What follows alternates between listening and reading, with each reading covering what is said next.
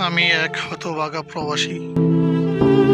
পরিবার সবাইকে ফেলে এই দূর প্রবাসে এসে লক্ষ্য ছিল পরিবারকে রাখবো অনেক সুখে। তাহলে এই কষ্টের গল্পটা শুনে যান। আজও মনে আছে প্রবাসে আমার প্রথম রাত, এক অচেনা দেশে অচেনা মানুষের মাঝে। ছোট্ট একটা রুমে একটা শক্ত বিছানা, চোখের পানি লুকিয়ে ঘুমানোর ভাব করেছিলাম। মায়ের মুখ, বাবার ডাক, বোনের হাসি,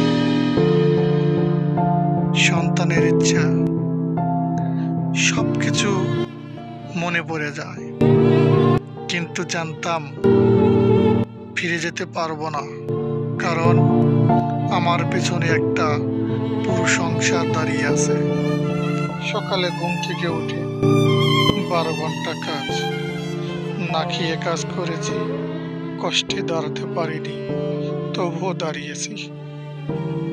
এভাবেই চলে আমার জীবনে সবচেয়ে কঠিন দিনগুলো। এভাবেই চলে যায় বেশ কয়েকটা বছর। হঠাৎ করে একদিন শরীরে প্রচন্ড পরিমাণ জ্বর চলে আসে, তবু থেমে থাকিনি, কারণ আমি যে এক প্রবাসী। আর এমনি করতে করতে বছরে চলে আসে একটা ঈদ।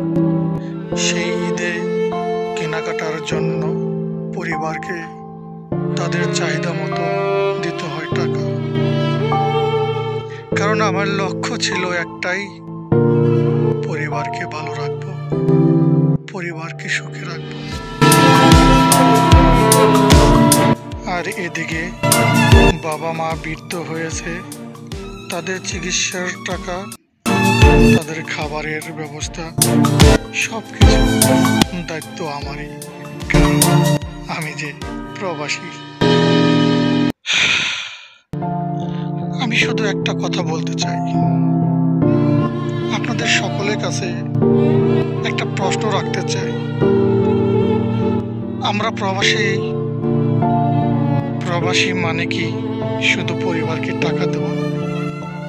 প্রবাসী মানে কি পরিবারকে শুধু ভালো রাখা?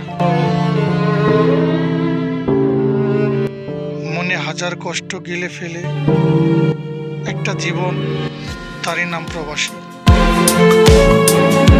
প্রবাসীর হাসির পিছনে লুকিয়ে থাকে কান্না, যে কান্না কেউ দেখতে পায় না। আর আমার চুপ থাকার পিছনে জমে আছে অভিমান। জানি না আমি আর কতদিন পারবো, তবে যেদিন আমি থাকবো না, সেদিন ওরা বলবে, আহ, লোকটা কত কষ্ট করে গেছে, সেটা বুঝতেই পারিনি।